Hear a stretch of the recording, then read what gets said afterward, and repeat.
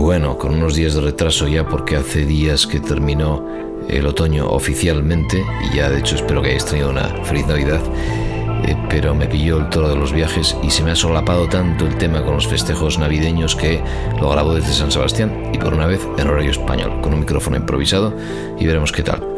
En fin, en modo express, en los 5 bloques de siempre: ePrivacy, marco regulatorio primero, después Martech y AdTech, en tercer lugar inteligencia artificial, competencia y mercados digitales, seguido de Pets y Zero Party Data, y finalmente futuro de los medios. Una vez más me acompaña la voz de Eleven Labs, AI, y las noticias de protección de datos en Estados Unidos se quedan relegadas al canal en inglés, donde sí publicamos esto a tiempo el otro día, para no dar la paliza aquí. Empezando por tanto con ePrivacy, marco regulatorio, y aquí con multas y sanciones. El 3 de noviembre, el Global Privacy Enforcement Network, una red global de más de 30 autoridades nacionales de protección de datos, anunció el lanzamiento de su nuevo marco de actuación, centrado en el tratamiento de datos de menores por parte de webs y aplicaciones móviles. Este es el tema. Cada año estas autoridades fijan un objetivo, coordinan movimientos y luego ya emiten un informe. Y entiendo que hay actuaciones también coordinadas. El año pasado fueron a por patrones de diseño engañosos, que es un tema parecido a patrones oscuros, aunque hay quien lo diferencia bien.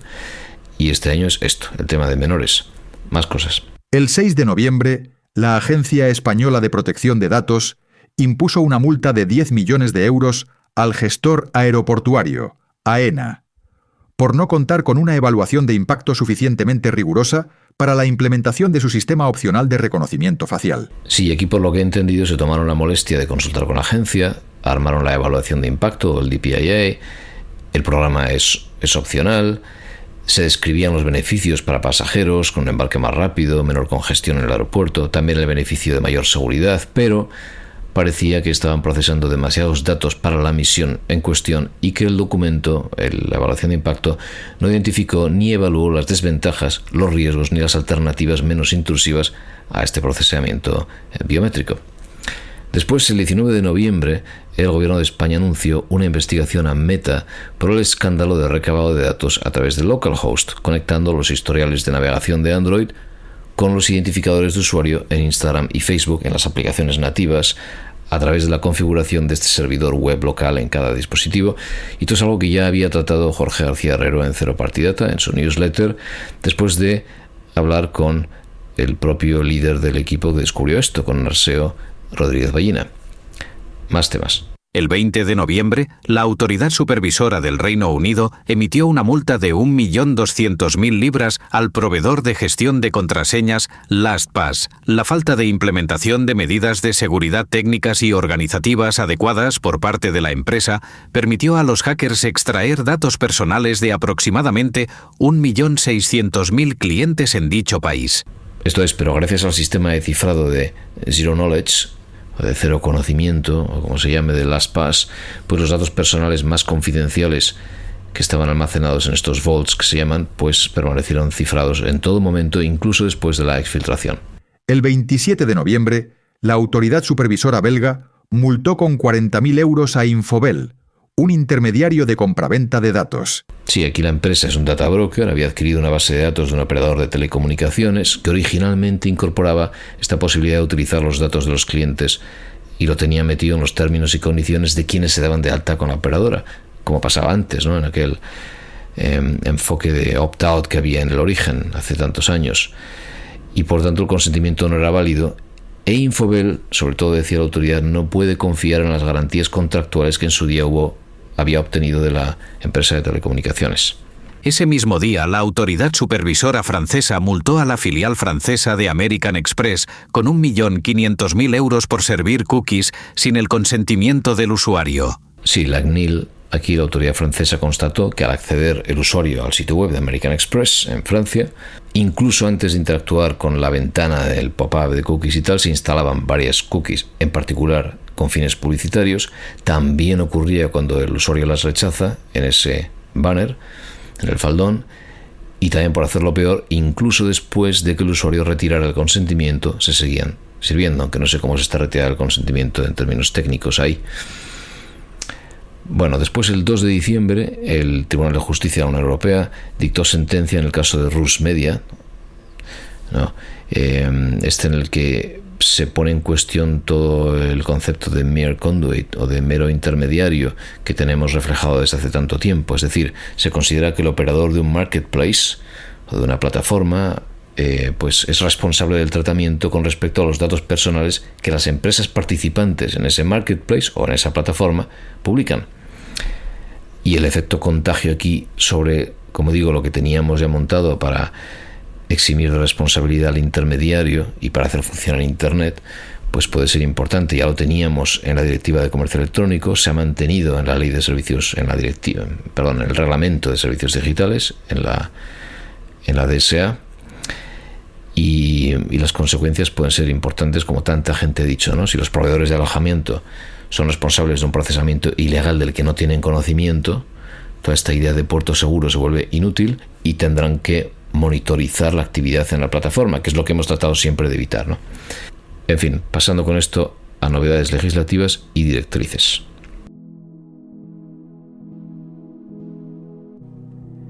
El 12 de septiembre, la mayoría de las disposiciones de la Data Act comenzaron a aplicarse en todos los Estados miembros de la Unión Europea. Eso es, y deberíamos empezar a ver aplicaciones prácticas de esta idea de la portabilidad de datos no personales o del acceso del consumidor a los datos generados por dispositivos conectados, por IoT, etcétera, ¿no? Después, el 19 de noviembre, la Comisión Europea presentó el paquete el Digital Omnibus, que realmente son dos para simplificar el panorama regulatorio, ¿no? Son dos propuestas. La primera modifica el Reglamento General de Protección de Datos, la e-Privacy, la Directiva NIS2 y la Data Act, y el segundo se centra en la AI Act, ¿no? El Reglamento de Inteligencia Artificial.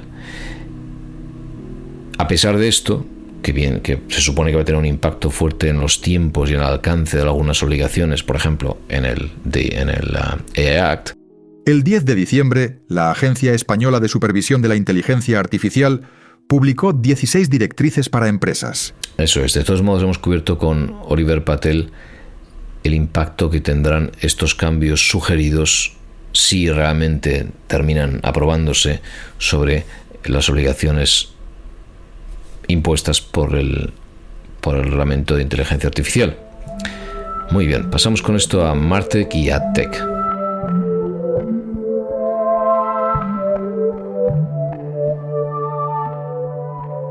El 29 de septiembre, OpenAI incorporó funcionalidades para la contratación de productos desde ChatGPT, como ya se había anunciado en julio. Se entiende aquí que OpenAI se lleva una parte de las ventas realizadas, como si fuera una especie de afiliado, ¿no? Cuando había redes de afiliados, por eso lo tenemos aquí también en Martech y AdTech. Ventas a través de ChatGPT, pues se llevan una tajada, ¿no? Después, en noviembre, anunciaron esto de Shopping Research, ¿no? Que ayuda a ChatGPT, o que utiliza a ChatGPT como una especie de guía personal de compras. Pero bueno, más temas. El 1 de octubre, Meta anunció que los datos recopilados de las interacciones de los usuarios con sus productos de IA pronto se utilizarán para vender anuncios dirigidos en sus plataformas de redes sociales en todo el mundo, excepto en la UE, el Reino Unido y Corea del Sur. Eso, total, no afecta a España o Europa, pero bueno, cuando las barbas de tu vecino veas pelar. Vale, después, el 6 de noviembre, Reuters reportó que Meta había internamente documentado que ganaba alrededor del 10% de sus ingresos anuales totales del año anterior, son 16.000 millones de dólares, con la publicación de anuncios de estafas y de productos cuya comercialización está prohibida. Por tanto, productos ilegales y estafas son el 10% de los ingresos de Meta, y esto lo sabían internamente, y este informe ha salido a la luz. Parece que es documentos internos de la empresa que ha sacado Reuters. Más temas. El 8 de diciembre, Meta presentó su propuesta a la UE para ofrecer a los usuarios de la UE la posibilidad de elegir entre dar su consentimiento para compartir todos sus datos y ver publicidad totalmente personalizada, o compartir menos datos personales para una experiencia con publicidad personalizada más limitada. Sí, esto me suena mucho a lo último que habíamos hablado ya cuando hicimos todo el itinerario de, ¿no?, consiente o paga y demás. y de las bases legales que fueron utilizándose, y donde la última versión yo la había llamado consiente, paga o espera, ¿no? Porque la alternativa es esto que tiene, por ejemplo, YouTube, de anuncios que no puedes saltarte, que tienes que aguantar unos segundos y verlos y comértelos, ¿no? Ya que no se te personaliza, pues esperas, ¿no? Bueno, veremos cómo avanza esto. Después, pasando a inteligencia artificial, competencia y mercados digitales.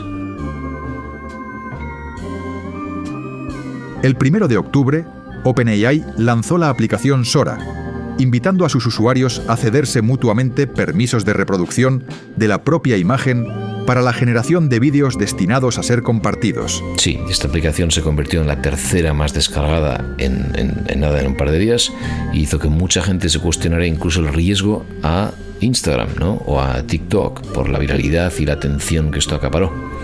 Después, el 7 de octubre, OpenAI, otra vez, anunció que había adquirido esta empresa llamada Roy AI, que es una aplicación que habían fundado dos ex empleados de Airbnb, que combina el seguimiento de inversiones de cartera, capacidades comerciales y un servicio de chatbot que presta asesoramiento de inversión personalizada. Y con esto siguen invirtiendo, ¿verdad?, desde OpenAI en el uso en el consumidor. Están muy centrados ahí, así como por ejemplo Anthropic lo está en el uso por parte de la empresa, código y demás, ¿no? Y han comprado más cosas este año, bastantes empresas, que no entro en ello ahora. Después, el 23 de octubre, Anthropic anunció que iba a comprar TPUs a Google. Esto es algo que sacudió bastante al mercado, porque los TPUs le salen mucho más baratos, obviamente, a Google de lo que está pagando la gente a Nvidia con sus propios márgenes por los GPUs. Y esto puede tener un impacto muy fuerte si Google empieza a vender TPUs fuera, ¿no?, a otros, y por tanto a inundar el mercado con algo mucho más barato de lo que la gente tiene en casa con Nvidia. Al final, muchísimas empresas están computando en sus cuentas esta inversión en este activo que son los GPUs. Y por no hablar de todo lo que ha generado en la economía estadounidense los data centers montados, por ejemplo, por Oracle alrededor de Nvidia. Entonces tuvo un impacto bastante fuerte en bolsa. En fin, más cosas. El 18 de noviembre, un juez federal estadounidense dictaminó que Meta no había infringido las leyes antimonopolio mediante la adquisición de Instagram y WhatsApp. Sí, el tribunal argumentó que la FTC no había demostrado suficientemente bien que Meta no tuviera competencia seria ahí fuera. Sobre todo, pues claro, ahora que está ahí TikTok, ¿no? Total, que esto significa que la empresa, que Meta, no tendrá que desinvertir, que vender, que deshacerse de Instagram y WhatsApp, como se había especulado. Ese mismo día, el 18 de noviembre, Google lanzó Gemini 3, logró excelentes resultados en razonamiento, matemáticas, agents, tareas agénticas, comprensión visual, tuvo muchísimo impacto ahí fuera. 2 días más tarde, el 20 de noviembre, la Fundación Allen, del cofundador de Microsoft, lanzó Olmo 3, que aumentó mucho las esperanzas para que se consolide un modelo de código abierto ya nacido en Estados Unidos, porque ahora todos los que arrasan son chinos, los modelos más bien de OpenWeights son chinos. Pues se lanzó Olmo 3. Anthropic lanzó después, el 25 de noviembre, 5 días más tarde, Claude Opus 4.5, elevando aún más el nivel para código, llegando todavía más lejos en generación de código fiable y en trabajo entre agentes y subagentes y demás. Después salió DeepSeek con su versión 3.2 Speciale, que llamaron el 1 de diciembre, y que se consideró que está a la par con Gemini Pro 3 y superando a GPT-5 de OpenAI en muchos criterios, y por tanto reforzando aún más el dominio chino en este mundo de los OpenWeights. Al día siguiente, Mistral desde Francia respondió con Mistral 3, que parecía superar a otros laboratorios de estos de Frontier Labs en cuanto a rentabilidad, sobre todo en el uso de recursos. Después, el 11 de diciembre, OpenAI lanzó por fin GPT 5.2, que superó algunas métricas y se consideró suficientemente potente internamente como para ya bajar la bandera del código rojo que habían levantado cuando se asustaron o cuando el mercado empezó a sorprenderse con Google tomando de nuevo la delantera con Gemini o Gemini 3. Bueno, después el 25 de noviembre también, Por ejemplo, unos días antes a esto, OpenAI anunció un asistente para las compras minoristas, que yo había mencionado, este Shopping Research, y se lanzó en este momento, ¿no?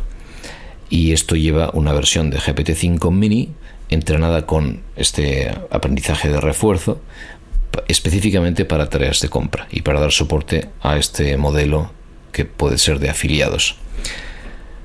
Más cosas. El 2 de diciembre, la Autoridad de Competencia alemana anunció que evaluaría las soluciones propuestas por Apple como respuesta a su investigación sobre la exigencia de consentimiento a la visibilidad del identificador publicitario de dispositivo de cara a aplicaciones móviles de terceros. Y sí, aquí el organismo federal, el Bundeskartellamt, que ya conocemos de aquel caso, había expresado anteriormente su desaprobación por la forma en la que se alienta a los usuarios a dar su consentimiento para los propios servicios de Apple, mientras que se ponen estas pegas o se pone tan difícil o tan feo cuando son aplicaciones de terceros las que intentan acceder a este dato, ¿no? Esta disparidad, que lo fácil que es consentir a que lo trate Apple y sin embargo todo lo demás parece como más intrusivo por naturaleza.